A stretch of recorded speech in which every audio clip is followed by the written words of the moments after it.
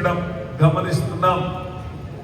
మనకేముండాలంటే క్రీస్తు బోధ, క్రీస్తు బోధ బోధించడం చాలా అవసరం. ఈ రోజుల్లో బోధ అంటే మరియా యేసు ప్రభు యొక్క మాటల యందు లక్ష్యముంచాలి. అందుకోసానికి మరియా ఆయన బోధను ఎలా అంటున్నదట?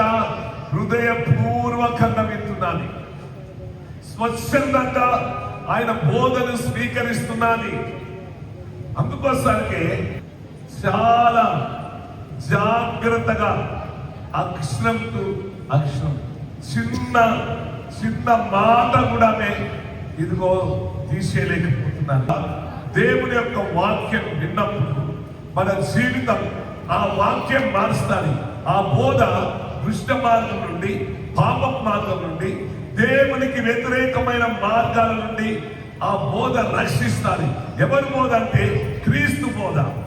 ఈ లోకములో రకరకాల బోధలు ఉన్నాయి, రకరకాల పద్ధతులు ఉన్నాయి, రకరకాల అలవాట్లు ఉన్నాయి. అందుకోసానికి దేవుని ఆత్మ మన మధ్యలో ఉన్నది. ప్రియమైన దేవుని పిల్లలారా, ఇదిగో అందుకే ఆయన పాదాల దగ్గర ఈరోజు ఎంతమంది వాక్యం వింటున్నారు.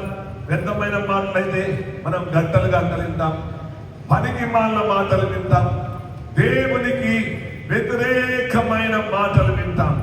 అందుకోసానికి ఈరోజు ఎంతసేపు దేవుడు మనం ఈ లోకం నుండి పరలోకం వెళ్ళినాక ఒకటే అడుగుతారు, దేవుడు ఎంతసేపు నువ్వు యేసు ప్రభు పాదాల దగ్గర కూర్చొని ఆయన పాదాల దగ్గర కూర్చొని ప్రార్థించావు?